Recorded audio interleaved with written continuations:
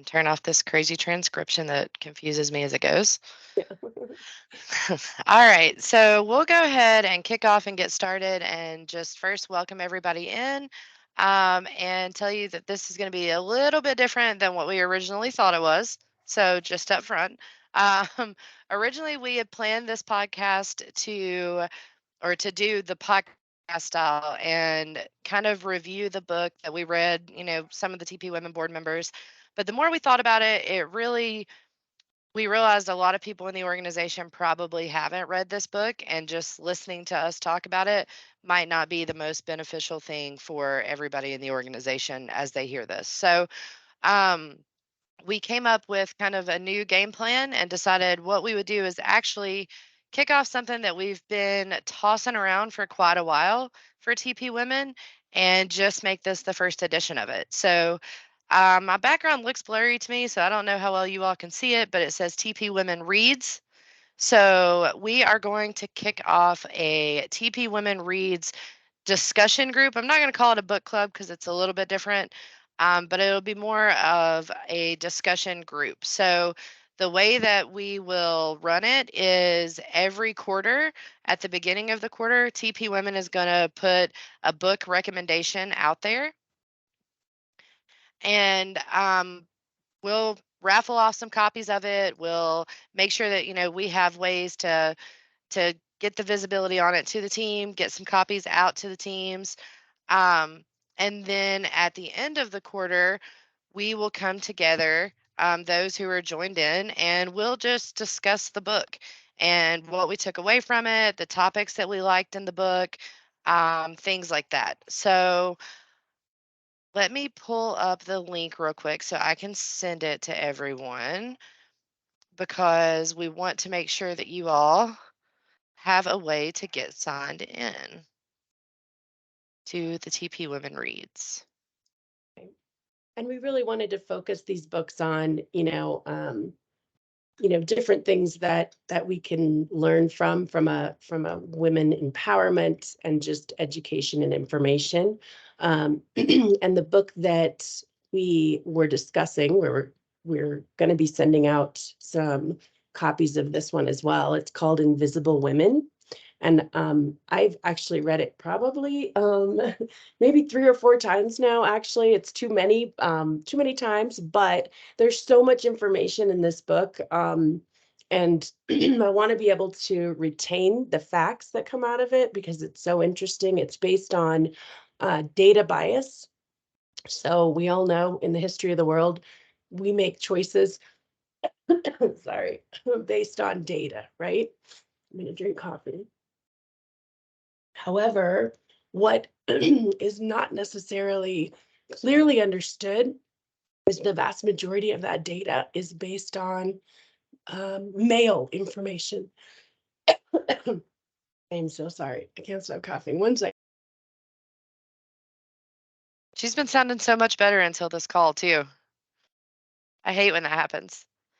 While she is trying to get to where she can speak, So I sorry. am going to Wow. drop I'm going to drop the TP survey link in the chat here, and of course everybody on this call, definitely feel free, go in, sign up, share it with your teams. We want this out there to as many people as possible, and that'll be how we collect the information on who wants to be involved in the TP Women Reads. That's how we'll get you the information on what our book recommendation is. That's how the data we'll use to be able to send out copies, all of that wonderful stuff. And then that is the list that we will pull together when we come together to discuss the book. So that is in the chat, and it is live and open, so you can go in and register for it now. And then Megan, I'll give it back to you. I just wanted to make sure they knew what I was dropping in the chat. Perfect. Thank you so much. I might have started early anyway. But basically, the idea around data bias is, it makes sense in a world you're going to make decisions based on data. We do it every day here at work. And you'll see through, if you choose to read this book, that a lot of the data that we've used historically has been based on the assumption that mankind is a man. So there's many different scenarios, and we're going to share a couple videos with you that kind of talk a little bit more in depth about this book and all the different categories of just decision making that really just don't even take women into account. And you know, from a safety perspective, from a health perspective, I mean, there's a lot of different things that it impacts. And luckily, some of that data bias is starting to change and starting to, you know, we've got to reevaluate the data. So you'll see and hear that. I highly recommend that you read this book. It's really interesting, and definitely, you know, it's made me kind of rethink how I make my decisions for my personal life, my personal health, things like that, and you know, try and always keep it kind of in the forefront of my mind. But I think as a society, if we're gonna change, that's really where these changes need to take place. Um, so Audrey, if you want to share the first video. Absolutely. And Megan, we've got a question in the chat. Mine is a little bit covered up where I'm sharing this. Can you drop the full name of our first book in the chat? Yeah, I definitely will. All right, and I'm going to go ahead and play this video. It's about 4.5 minutes, but it tells you a little bit more about the book and what Megan has been speaking on. Back to Diary of a Speed Reader. Today's book is Invisible Women by Caroline Criado Perez, and I'm giving it 5 stars. Now, all this week we've been talking about books that deal with AI or data. This book matters whether you care about gender or not, because it really accentuates data bias. And that is something that we sometimes think can be removed mathematically, but here she gives one of the best comprehensive case studies across this book. I'm going to give you 3 of my takeaways, but again, you should watch it even if you're not doing work on gender bias or even remotely care about gender bias. Her work is really excellent here. And the first thing really has to do with this idea that you can really only capture what people are capable of giving you. And here she talks about the way that even young children think about gender in fictional characters, puppets, dolls, that sort of thing. There is a very particular pattern to what is already taught at a very, very young age in the way of gender, such that it is very difficult to unbias, even at the data level, pretty much anything. So what does that really imply about the mathematical work you're going to do thereafter and any inference that's done on those types of statistics?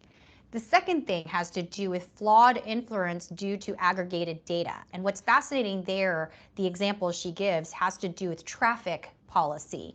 And in particular, she's noted that in a lot of nations, funding for infrastructure builds such as streets and roads has taken precedent over local community sidewalks, things of that nature. And you'd think that's great, make the road a little wider. And in America, that makes a little bit of sense. But overseas, where most of that traffic that's going on the roads during those hours is men and wealthy people, you really are taking away from women who are trying to use strollers or somehow navigate with lots of extra packages things during the daytime.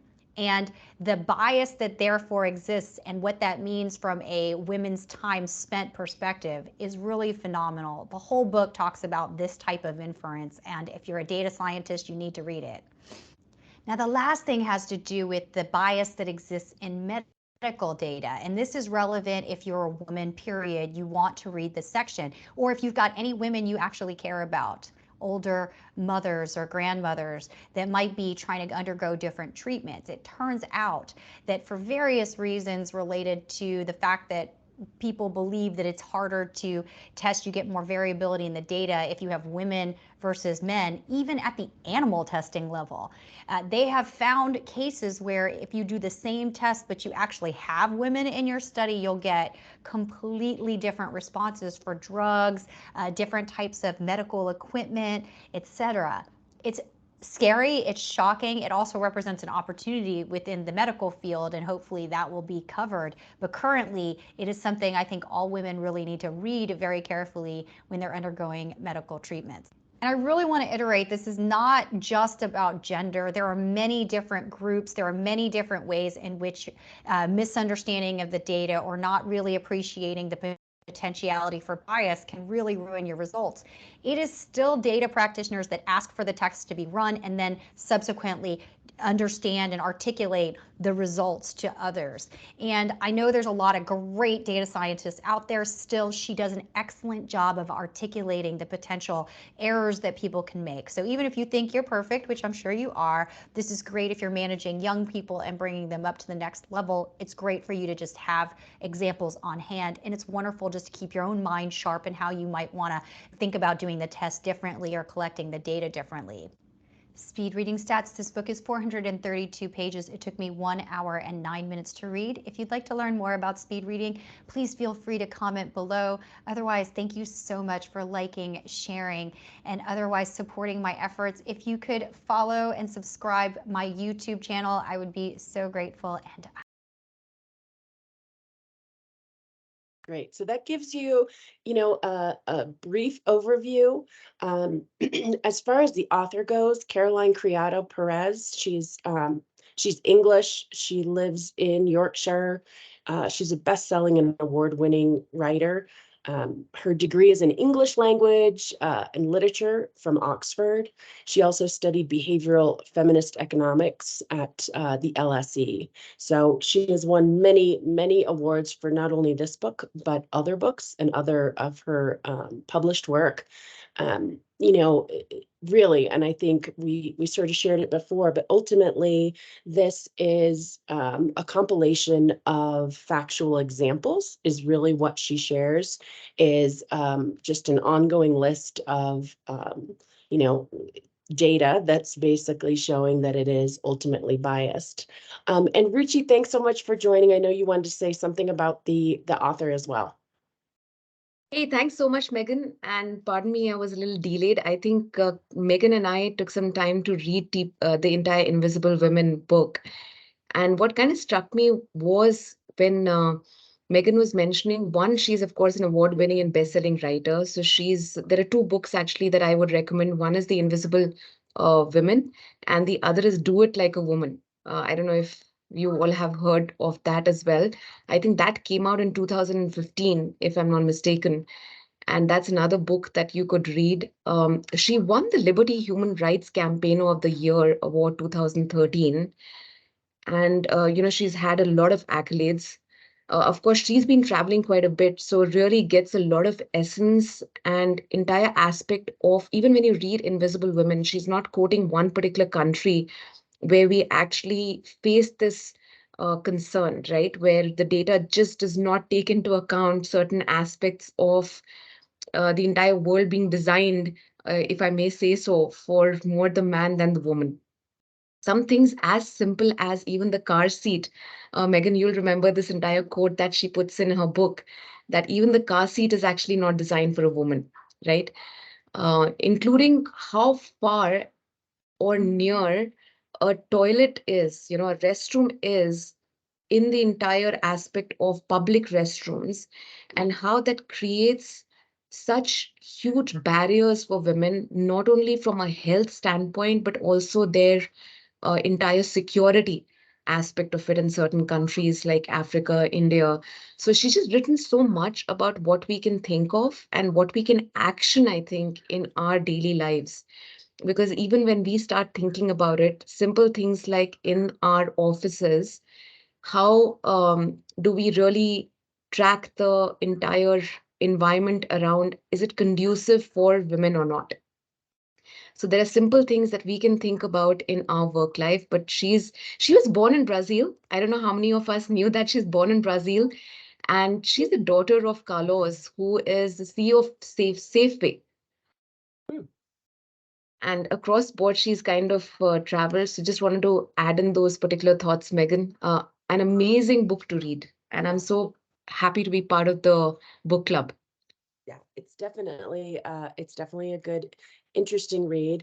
And two things, and I think our next clip kind of explains this, but two things that hit home, because to Ruchi's point, she does talk about pretty much everywhere across the world in different ways that, depending on which country or which area of the world you're in, can make impacts. I think for us here, two things. To Ruchi's point, the the test dummy for cars when they create cars and they test, you've seen all the videos where they do 1 million crashes and the bodies how they get crashed, smushed.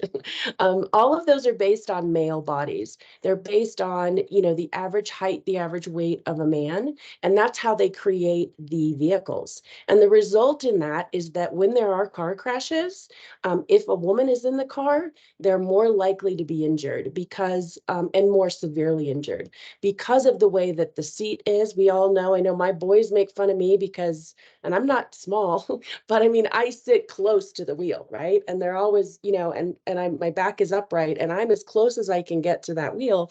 And things like that it's just a big difference, right? Where a lot of times men are sitting way back. And it's when a safety of a vehicle is based on a man's body, and a lot of people don't have that size. So I found that very interesting, a little bit scary. And second is, I think Ruchi mentioned that as well, but medical.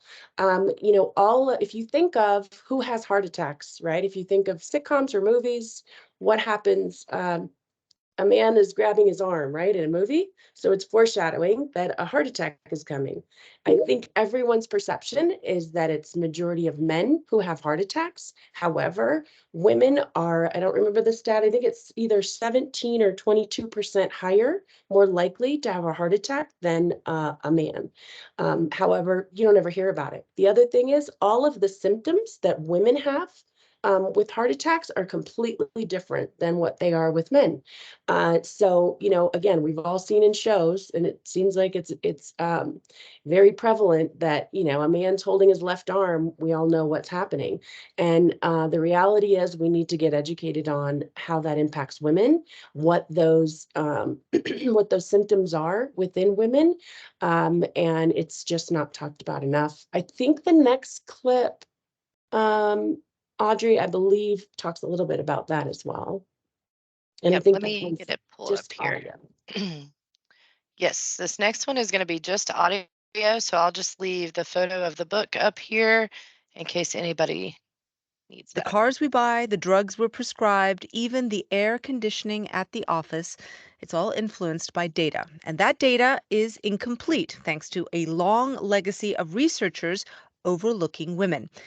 Caroline Criado Perez lays it out in her new book, Invisible Women, Data Bias in a World Designed for Men. And she joins us now from London. Welcome to Weekend Edition. Hello, thank you for having me. So why did you write this book? So the reason I wrote the book actually was I discovered that female heart attack symptoms are different to male heart attack symptoms. And I was just incredibly shocked that I had never known this, that I hadn't been taught this. So women don't tend to experience chest pain down the left arm. So for a lot of women, when they are having a heart attack, they don't even realize they're having a heart attack. But it's not just women, it's also doctors. Doctors are misdiagnosing women. Women are 50% more likely to be misdiagnosed when they have a heart attack. And the result is that women are dying. Since 1984, women in the US and the UK have been more likely to die following a heart attack than men. We're used to the idea that women aren't represented in our culture, in media, in politics, in films. The idea that this extended to what was sold as objective, the idea of medicine and science, that they were also underrepresenting women, was just mind-blowing to me. You talk about a world designed by men for men, and you say that that's created a data gap. Can you explain? It's really my way of explaining how we've got to this position. So you have to sort of think about, well, why is this happening? Why are we not representing women? And it seems to tie in with the way that when we think of a human being, generally, we think of a man. One of the studies I came across in the book got people to draw what they pictured when they were told a list of gender neutral words, one of which was person. And men drew a man 80% of the time when they heard this word. And women were actually pretty good on person. It was about 50-50 men and women, but for all sorts of words like participant, user, researcher, all of which are supposedly gender neutral words, women are much more likely to draw men as well. So it's a really strong cultural bias. Right. And this has real world implications, you write in your book. For example, you cite that when a woman is involved in a car crash, she is 47% more likely to be seriously injured and 17% more likely to die than a man. Explain why. So essentially, it's because we've designed the car around a typical male body. So the most commonly used car crash test dummy is based on the 50th percentile male, and that is too tall and too heavy. It doesn't account for things like the differences between male and female pelvises. Women often don't sit in what's called the standard seating position. They have to sit much further forward in order for their legs to be able to reach the pedals. And we haven't developed a seatbelt to account for pregnancy. So there were basically just all these ways that we have designed a car to ignore female bodies. This isn't a conspiracy. This isn't people wanting women to die. No one wants their mum to get into a car and be in much more danger than they are. So the only way I think you can really explain it is this incredibly pervasive cultural bias that we just don't realize that we're forgetting women. We just don't notice it. One of the things that I found interesting in your book, among many, is that obviously data in the modern world is so important. We have quantum computers shaping all sorts of things in our life. But if the data is faulty that is being fed into these computers, then it could have an enormous impact on the algorithms that deal with so many things. Yeah, I mean, that is a huge concern. I have no confidence that the tech community really has a handle on how male biased the data is upon which they are training their supposedly objective algorithms. One example that I cited in the book was this company had this special algorithm that they had found the best coders, and one of the factors they had found that identifies a top coder is someone who hangs out a lot in this specific Japanese manga site.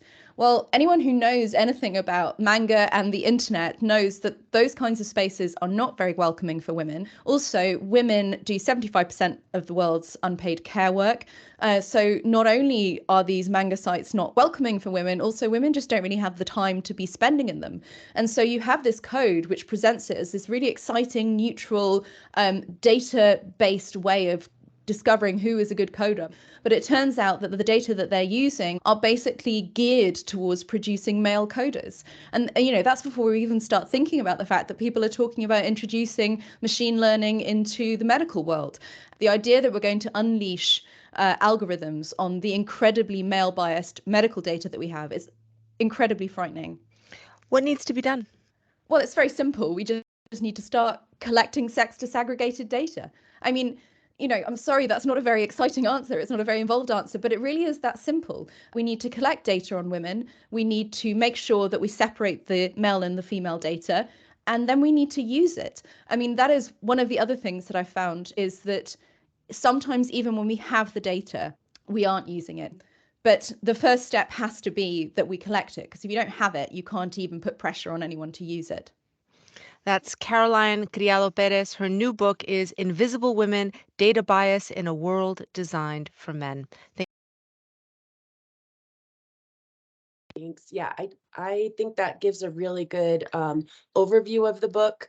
Hopefully this session today has gotten many of you interested in reading the book and learning more. I think I think the more educated and accurately educated we are, the better decisions that we can make. Definitely, I enjoyed this book tremendously, and I refer back to it a lot in if I'm trying to make an argument or trying to make a point. I think it has a lot of incredibly impactful data that can help you again make decisions in your own life as well.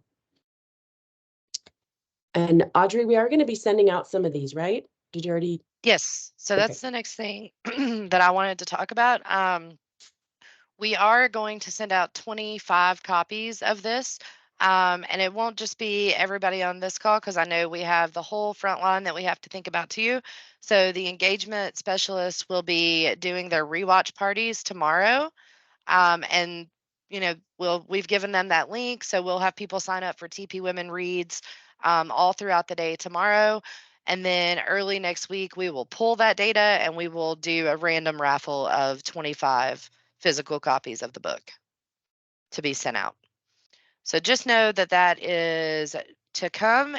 And if you're a winner, you will be notified next week throughout that raffle. Any questions for us?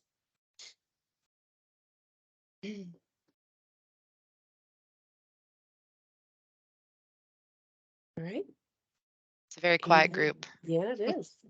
And this, so tomorrow we'll finalize our TP Women dedicated month. And hopefully everybody was able to attend all the awesome podcasts and events and clothes drive as well. So you still have, what is today? About 24, So about today 30 and tomorrow. 30 Yep. hours, 30 some hours. So if you haven't already, please go donate any and all clothes that you don't need.